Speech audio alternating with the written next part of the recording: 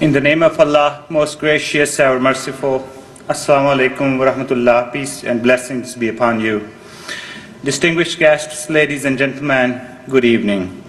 Welcome to the York University Peace Symposium. We start the proceeding with a brief recitation from the Holy Quran. I would now request Basil Bhat Sahib to come and recite a portion from the Holy Quran and its translation.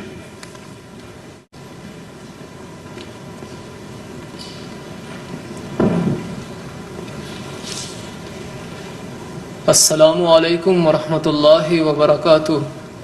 May the peace, mercy, and blessings of Allah be upon you all. أعوذ بالله من الشيطان الرجيم.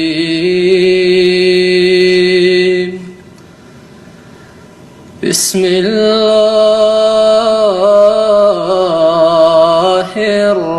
الرحمن الرحيم.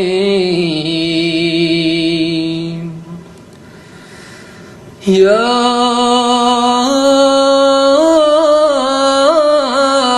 أيها الذين آمنوا كونوا قوامين لله شهداء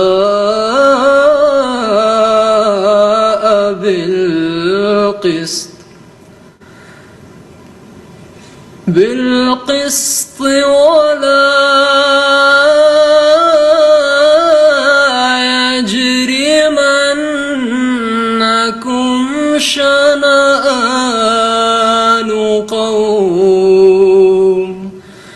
شنآن قوم على ألا تعدلوا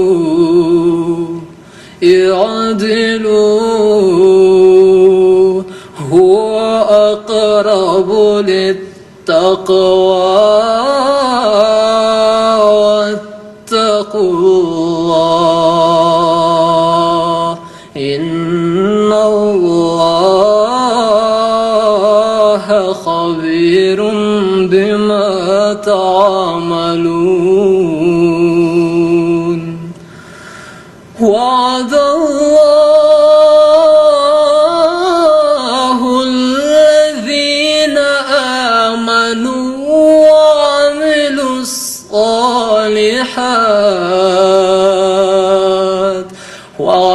الصالحات لهم مغفرة وأجر عظيم.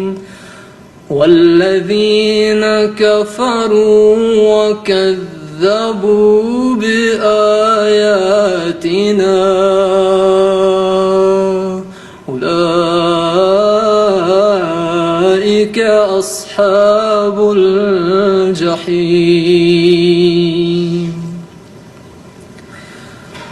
Following is the English rendering of the verses just presented in front of you, as done by Hazrat Maulvi Sher Ali Sahib, may Allah be pleased with him. Selected from chapter 5, verses 9 to 11. I seek refuge in Allah from Satan the accursed.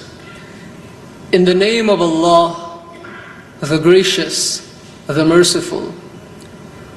O ye who believe, be steadfast in the cause of Allah, bearing witness in equity. And let not a people's enmity incite you to act otherwise than with justice. Be always just, that is nearer to righteousness. And fear Allah, surely Allah is aware of what you do. Allah has promised to those among you who believe and do good deeds that they shall have forgiveness and a great reward. And as for those who disbelieve and reject our signs, they are the people of hell. Jazakumullah. Thank you very much.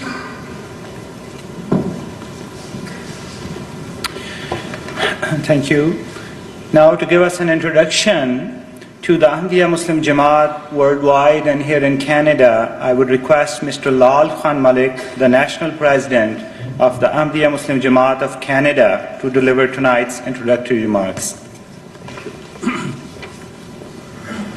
Assalamu alaikum wa rahmatullahi wa barakatuh. Peace be upon all of you. Beloved Huzur, Your Holiness Hazrat Mirza Masroor Ahmad, Chancellor Greg Sorbera, Honorable Minister Raza Muridi, distinguished guests, ladies and gentlemen. It is my distinct honor and immense pleasure to welcome you here at York University and those around the globe who are joining us through live streaming. Today's lecture, titled Justice in an Unjust World, is organized to promote a deeper understanding of Islamic concept of true justice. Today we have the honor of hosting a truly unique event with a keynote address by His Holiness the Caliph Hazrat Mirza Masroor Ahmad, World Head of the Ahmadiyya Muslim Jamaat. The Ahmadiyya Muslim community is a dynamic, fast-growing international revival movement in Islam. Founded in year 1889, it spans over 200 countries with membership exceeding tens of millions. The Ahmadiyya Muslim community is the leading Islamic organization to categorically reject terrorism in any form. Today, it continues to be an advocate for universal human rights and protection of all minorities, and champions the empowerment and education of women. The Ahmadiyya Muslim community is the foremost Islamic organization with a central spiritual leader known as the Khalifa or Caliph. The community believes that only spiritual successorship in the form of Khilafah can uphold the true values of Islam and unite humanity. The community was founded by Hazrat Mirza Ghulam Ahmad, peace be upon him, who claimed to be the promised Messiah and Mahdi, who had been foretold by the Holy Prophet of Islam, Muhammad, peace and blessings of God be upon him, and by other prophets to appear in the latter days. 5 spiritual leaders have succeeded the founder, Hazrat Mirza Ghulam Ahmad, peace be upon him, since his demise in 1908. His Holiness, Hazrat Mirza Masroor Ahmad, is the 5th Caliph and current world head of the Ahmadiyya Muslim community. Tonight's event presents a unique opportunity for thought leaders, academics, and influential members of the society to gather together for this message of peace by His Holiness. Thank you.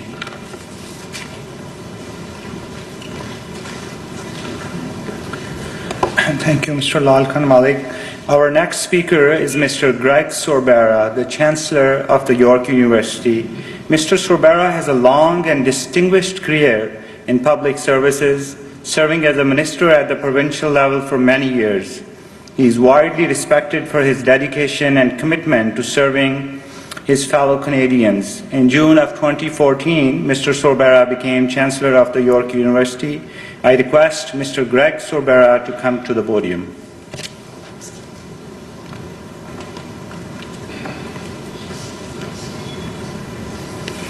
Assalamu alaikum. Your Holiness, on behalf of York University as its Chancellor, I am thrilled to welcome you to this campus, and I am awaiting your remarks.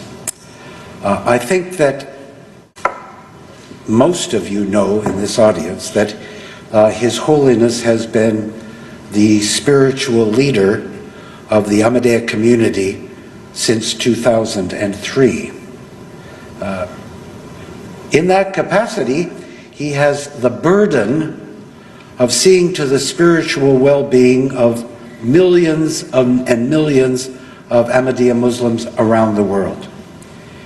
He has prepared himself well for this undertaking because as a young man he studied agriculture, nourishing the soil. And some of you may not know that in his early years he created a virtual agricultural miracle in Ghana, growing wheat in that country for the first time. Your Holiness, this 50th anniversary of the community in Canada is a fantastic milestone.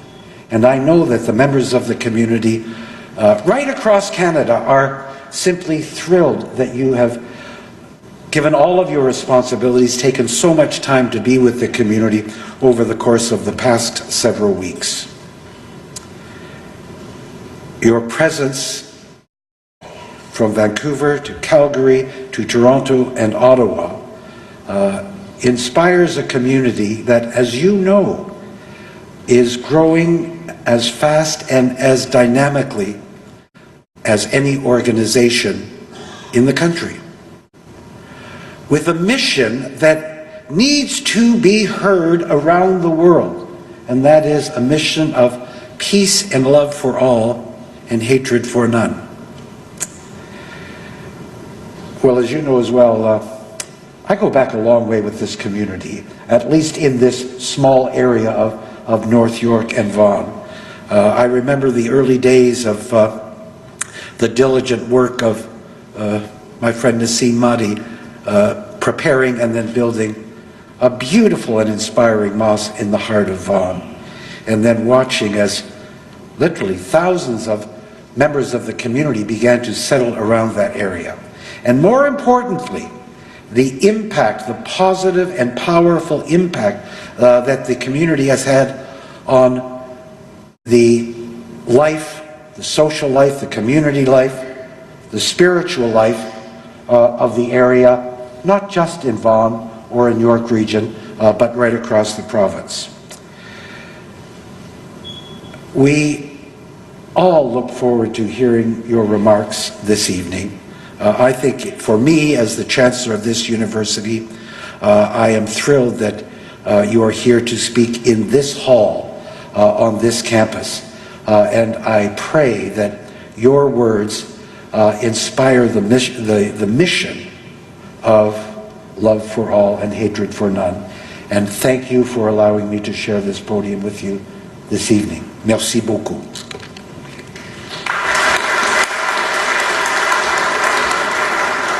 Thank you, Mr. Sobara, for your great remarks.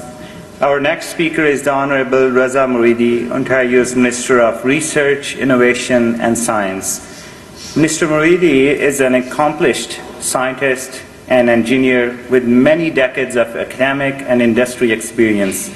Since June of 2013, he has served as Minister of Research, Innovation and Science.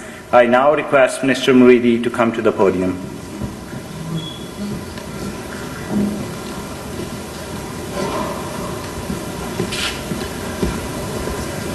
Well, thank you very much. And, Your Holiness, Chancellor Sobara, ladies and gentlemen, it's truly a great pleasure and privilege on behalf of Premier Kathleen Wynne and the Government of Ontario most warmly extend my welcome back to Ontario, to Your Holiness. So we are always pleased, Your Holiness, to host you in our beautiful province of Ontario. And we look forward for your many more visits in the future to the City of Toronto and our province of Ontario. As you know, Your Holiness, the province of Ontario and our country, Canada, embraces the multiculturalism. Freedom of thought, freedom of belief is one of the principles that in Canada we practice. There are more than 200 languages spoken in our City of Toronto and in this province, and many more religions, faiths are practiced by citizens of Ontario and indeed our country, Canada. We are so blessed to be Canadians, where we can practice our religion, whether it is Islam, any branches of Islam, or Christianity, Judaism, or any other, or Hinduism, Buddhism, any other religions. This is the beauty of Canada. Some years ago, I put forward a motion at the Ontario Legislature proclaiming February 21st as the International Mother Language Day in Ontario.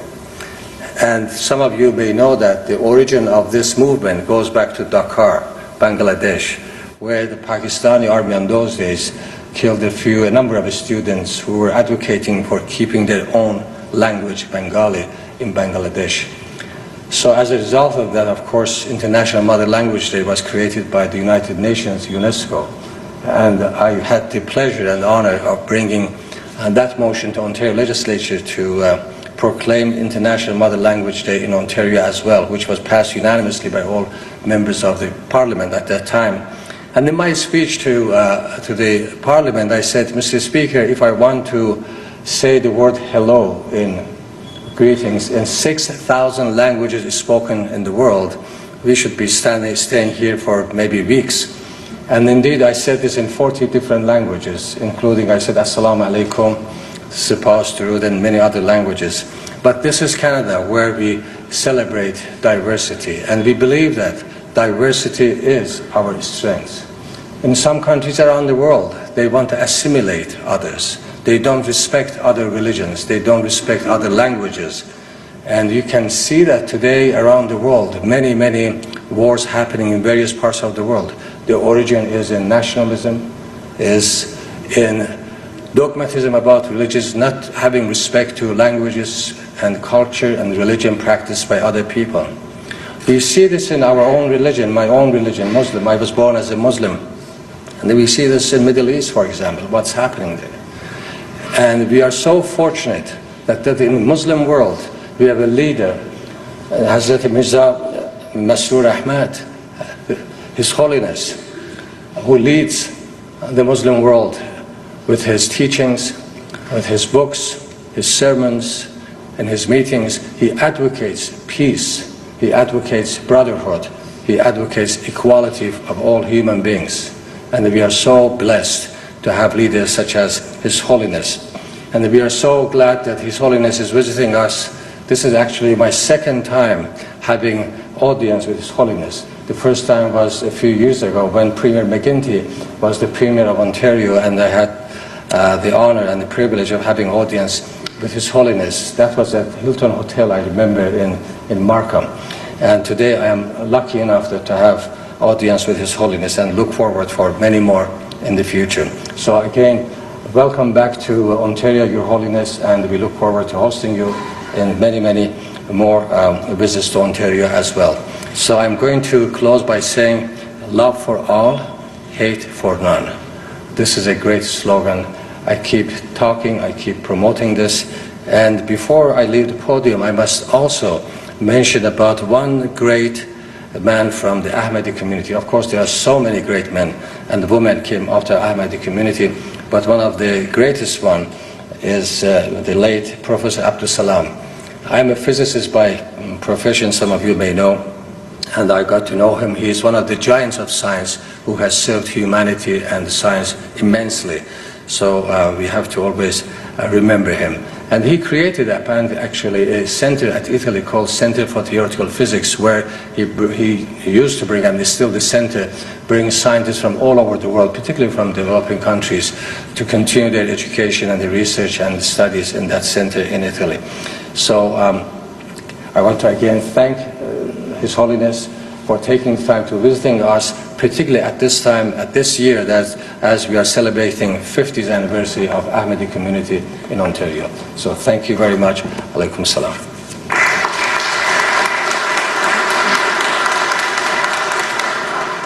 Thank you, Minister Muridi, for your beautiful remarks. Ladies and gentlemen, in many ways, tonight's event is historic in nature. Although His Holiness has delivered countless addresses at large international gatherings of distinguished world leaders, including the European Parliament, US Capitol Hill, British Parliament, and just a couple of weeks ago, the Canadian Parliament. Tonight's event is the first address His Holiness is delivering at a Canadian university. That His Holiness has chosen York University to deliver his invaluable message is a source of great distinction for the Ahmadiyya Muslim Jamaat of Canada. His Holiness is known the world over for his many humanitarian efforts to alleviate poverty and suffering.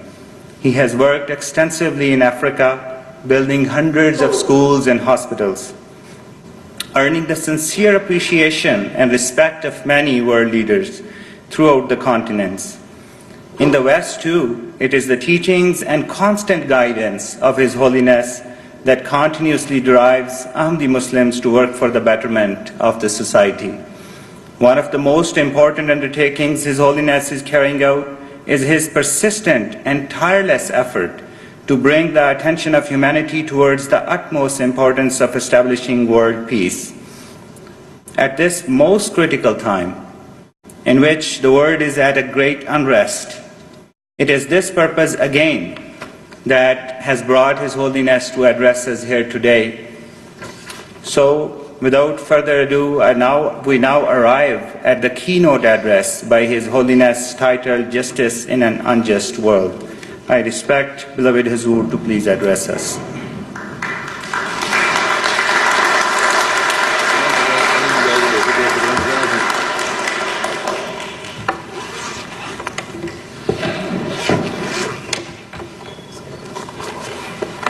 Bismillahirrahmanirrahim. In the name of Allah, the gracious, ever merciful.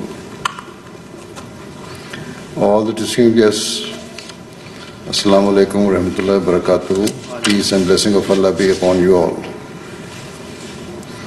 Today, the world around us is constantly evolving and advancing.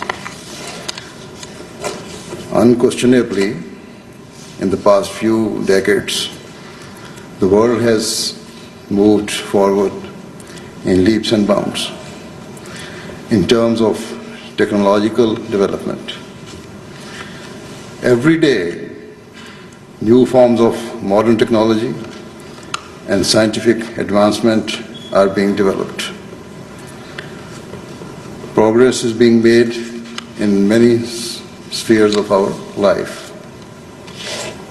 For example, modern form of communication and electronics are continually progressing at a rapid rate. The research and development taking place is bringing ease and comfort to our daily lives. This proves that human beings have been able to use their intelligence and minds to move forward and to increase productivity, efficiency, and personal comfort. However, it is a cause of deep regret that at a time when humanity is progressing at such a rapid pace, it is also moving further apart and becoming increasingly divided. The peace and stability of the world is being jeopardized and put at risk on a daily basis.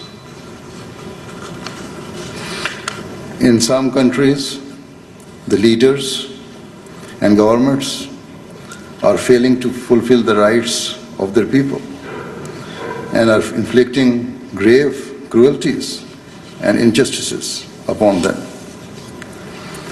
In response, members of the public are rising up in opposition, and so rebel groups have formed.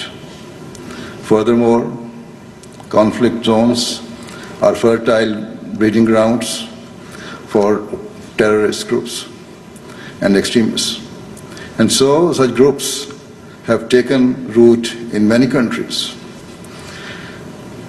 In some cases where there is civil unrest, foreign governments are siding with the leaders of the nations, whereas other governments are supporting the rebel factions.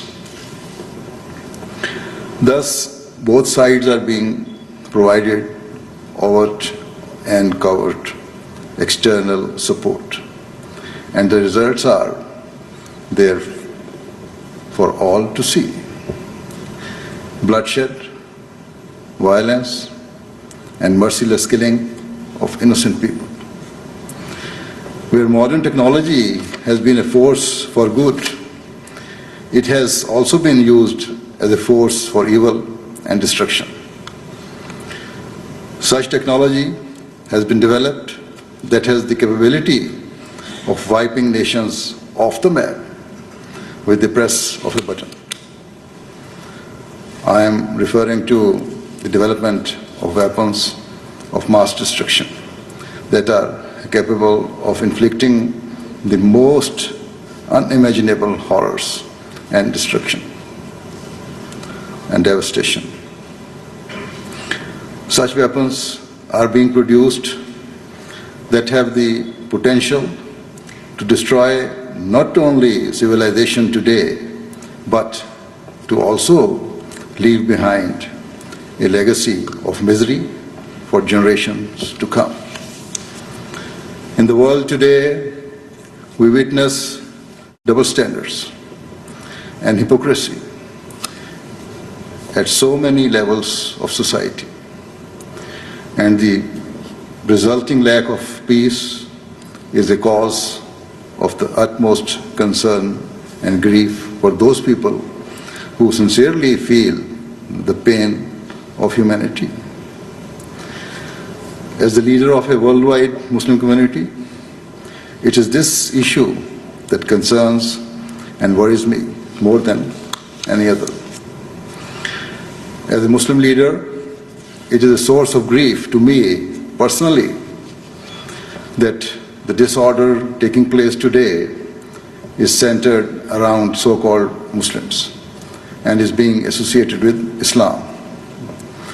On the one hand, most of the wars being fought and the lives being lost are in the Muslim world, whilst on the other hand, so-called Muslims have now spread their networks of terror further afield and are targeting innocent people here in the West. It is a tragedy of the very greatest proportions that such people seek to falsely justify their hate-filled and evil acts in the name of Islam. Rather than serving Islam, all they are achieving is to defame its name. The truth is that the very meaning of the word Islam is peace, security, and love. Given this, we have to accept that either the deplorable acts of terrorists and extremists are entirely against the teachings of Islam, or alternatively, that despite meaning peace, Islam is actually a religion that advocates extremism and violence. To assess which of these opposing propositions is correct, we must consider what Islam's true teachings are. We must look to the primary source of Islam, its holy book, the Holy Quran, and furthermore to the conduct and example of its founder, the Holy Prophet Muhammad, peace and blessing of Allah be upon him. Therefore, in the time available, I will now present Islam's true teachings to you, and thereafter, hopefully, you will be in a position to understand whether the division and conflict witnessed in the world today is a result of Islam's teachings or a consequence of moving away from them. During the life, the founder of Islam, the Holy Prophet Muhammad, peace and blessing of Allah be upon him, laid down in just a few words the foundation for peace in the world and between all peoples. The Prophet of Islam, peace and blessing of Allah be upon him, said that a person should desire for others whatever he desires for himself. I believe that this timeless principle is as true today as it ever was in the past. Certainly, every person desires peace for themselves and to be saved from all anxieties and worries. Every person hopes that he or she has the means to live comfortably and without hardship.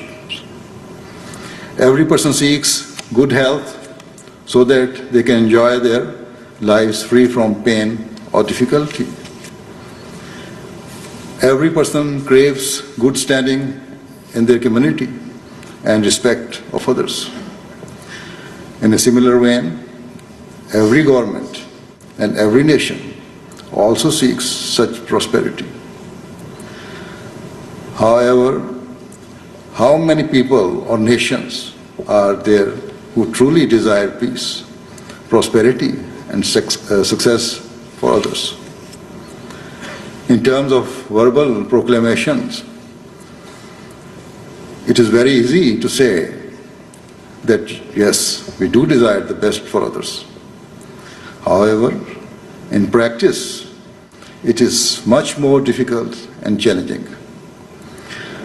Wherever there is a conflict of interests, most people tend to prioritize their own interests and welfare over and beyond the rights of others.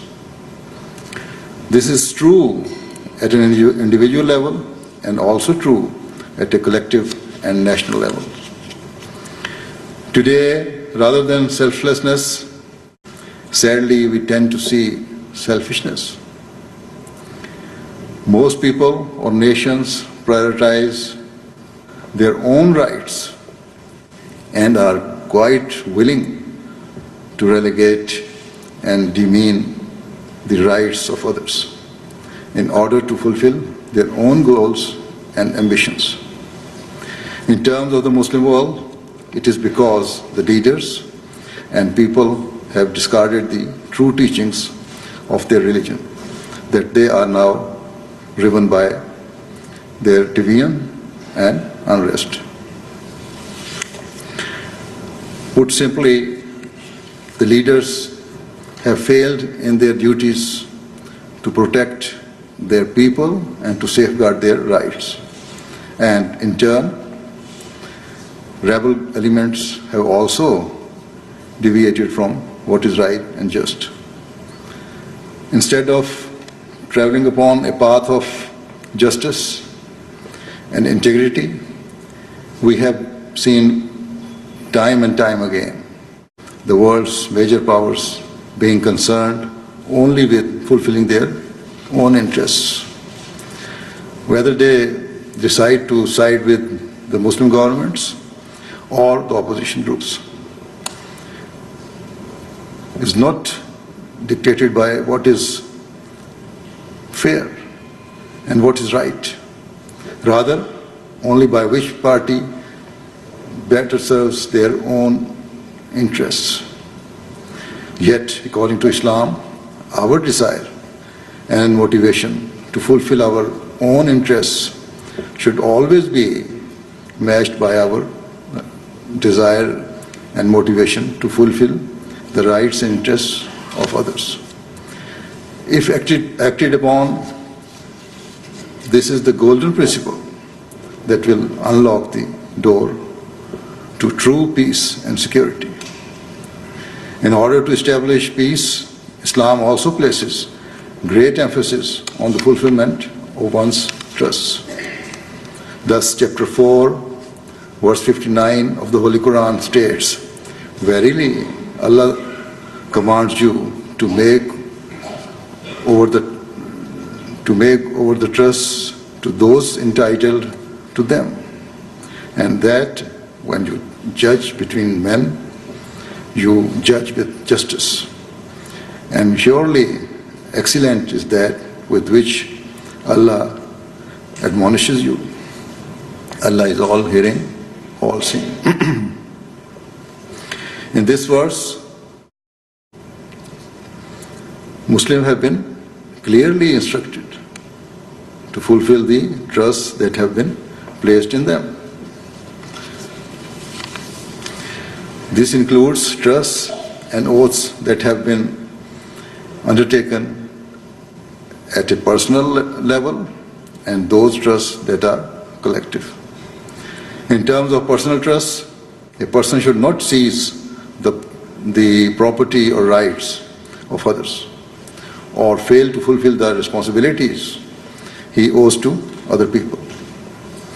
In terms of collective trusts, one important aspect is the duty of the citizens to elect representatives of the state who they consider to be of the greatest value to their nation. When it comes to election or nominations, a person should not vote automatically for his ally or party member. Rather, they should consider who is the most qualified and suitable for the task at hand. Thereafter, those who are elected and handed the keys to government or power should exercise their duties with honesty, integrity, and justice. This teaching is the model of democracy that Islam champions. In every society, there are mutual trusts and obligations placed upon all people and for the society to function successfully. It is necessary for normal citizens and the leaders to fulfill their responsibilities towards each other with true justice. If these principles had been adhered to in the Muslim world, then we would never have seen the conflicts and division that are prevalent in many countries. I personally believe this Quranic principle to have universal value and to be of benefit across the world and not just in Muslim countries. The citizens of all nations should seek to elect those people to their parliaments or assemblies who they believe will work for the betterment and progress of their nation. This should be the guiding principle when voting for individuals or for particular policies, rather than merely following party lines or personal relationships. If the leaders of the country are those who truly seek the advancement of their people, rather than being corrupt and rather than focusing on selfish personal interests, then there will be no reason for people to turn against their governments or for civil wars or conflicts to arise. Leading on from this, the same principle of fulfilling trusts and oaths is something that the major powers and international institutions such as the United Nations must always prioritize. Weaker nations are often forced to rely on the support of more powerful and richer countries. And so, the latter should seek to fulfill the trust that those less economically developed nations place in them. They should try to sincerely help them stand upon their own 2 feet and realize that it is in the world's interest for weaker nations to develop and prosper. Similarly, at the United Nations, it should not be that certain countries wield undue power and influence, or that the permanent members of the Security Council care only for their own interests and utilize their veto power even where it is in conflict with the interests of the majority. Rather, all members of the United Nations should work together and fulfill the covenant of trust upon which the institution was founded, to maintain the peace and security of the world.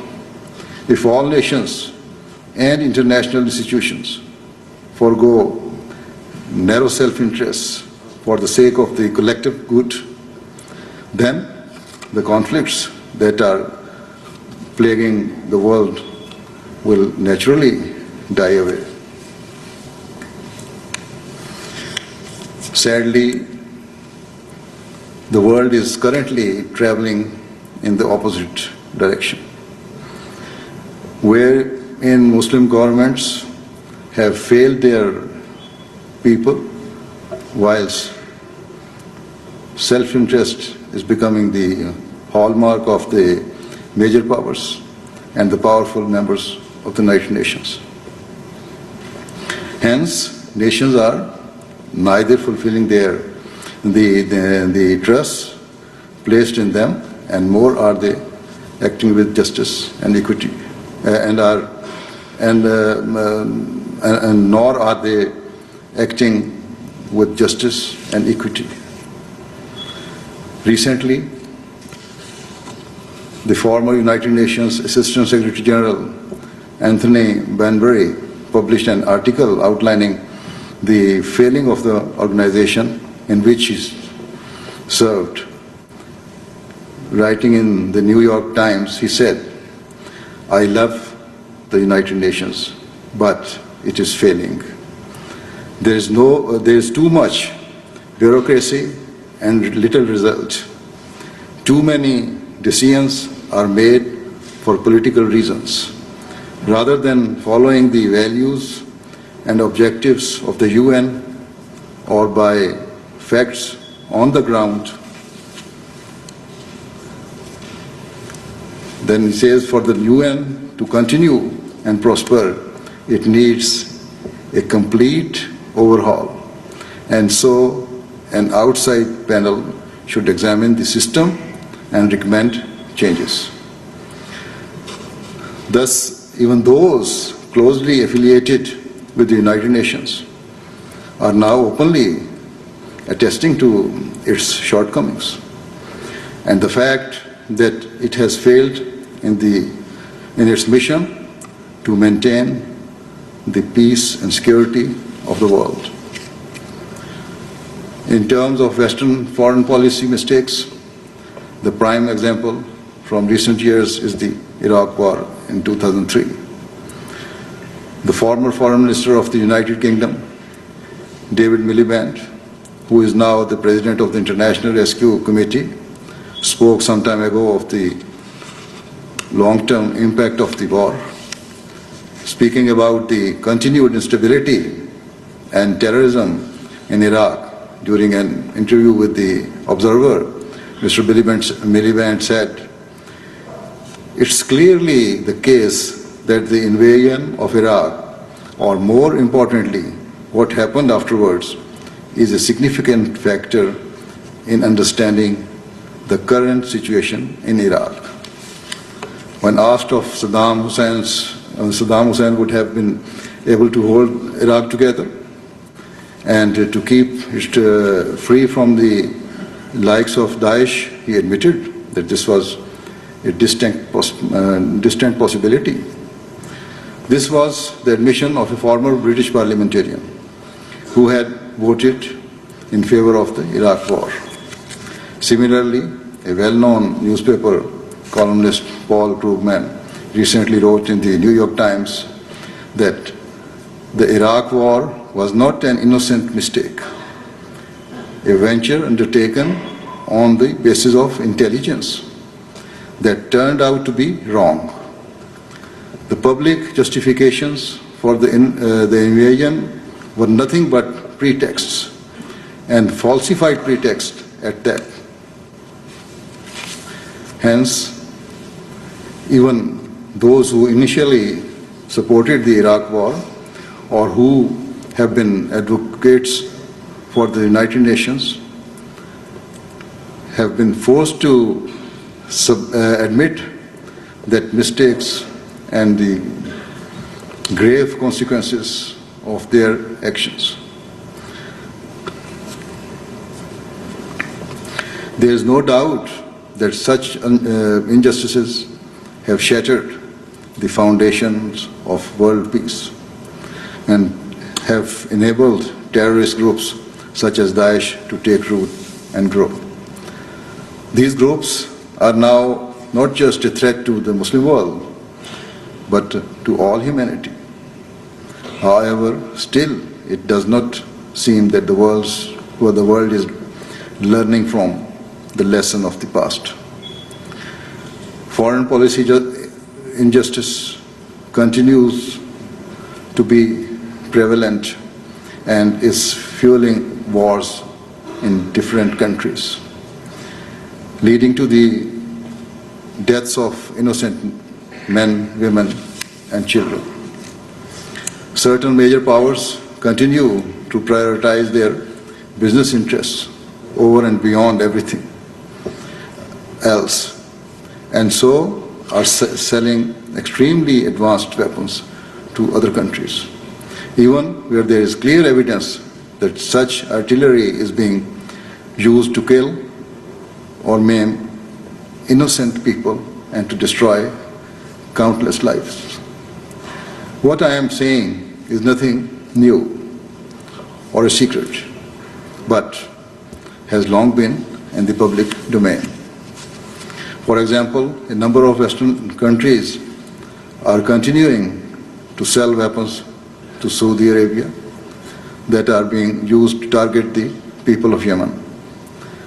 No Muslim country has large-scale weapons factories that can produce such huge quantities of deadly and sophisticated weapons. And so their only source is the Western world. Some major powers are selling weapons to Muslim governments, whilst other governments are selling weapons to rebel elements in the same country. Thus, both sides are being fueled and armed from the outside. Quite simply, if this trading were stopped, the Muslim countries would have no weapon to fight one another. Even Western writers and commentators have spoken of the hypocrisy and immorality of such international trade. Yet, when questioned about such sales, governments either ignore the question or seek to justify what is patently unjustifiable. All they care about is that their checks clear so that billions are added to their own national budgets. In short, money talks and morality is left nowhere to be seen. How on earth can peace be achieved in such an environment? Terrorist groups also are able to acquire huge stocks of heavy weaponry and a continuous flow of funds. I often ask how it was possible for the terrorist group, Daesh, to become so rich. Where does it get its millions from? Why has its funding not been stopped? How does it continue to trade oil and purchase weaponry? Western powers and the United Nations have been able to place extremely restrictive sanctions on powerful countries, yet for some reason have not been able to curb the funding of groups such as Daesh.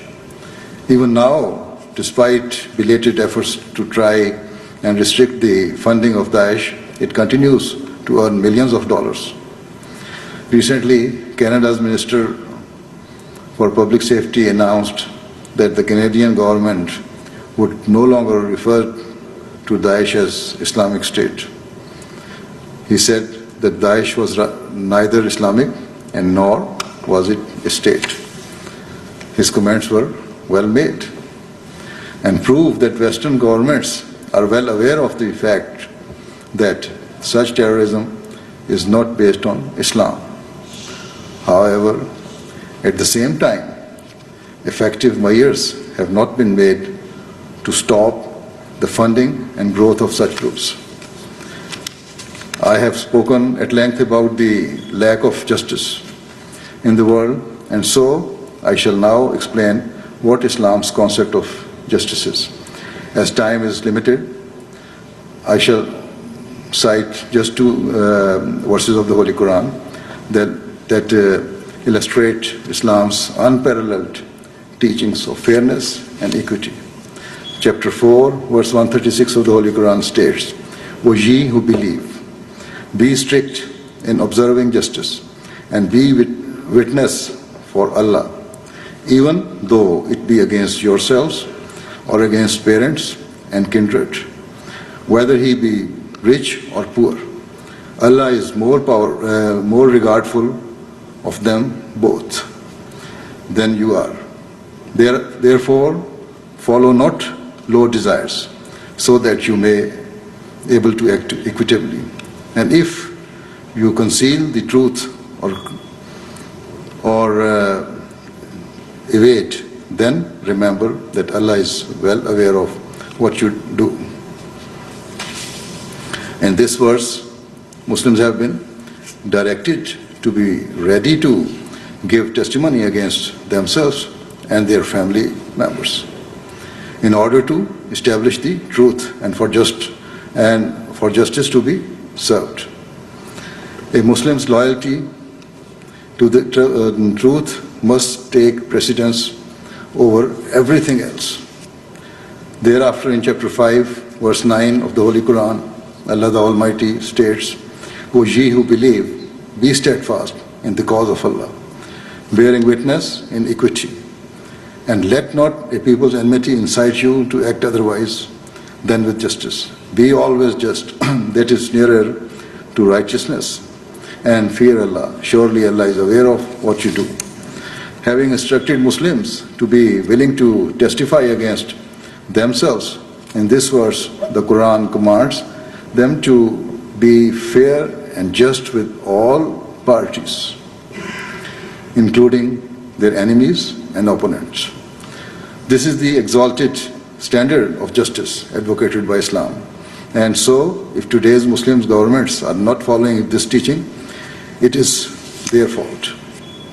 Hence, it would be entirely unjust and wrong to blame Islam for their misdeeds. Furthermore, I say again that the Western world is not blameless, and it is up to them to set aside their own vested interests and to selflessly work towards a better and brighter future for our children and future generations. If every policy made is based upon the solid foundations of justice and integrity, then automatically the conflicts that have consumed the world will be resolved without recourse to violence, bloodshed, and brutality.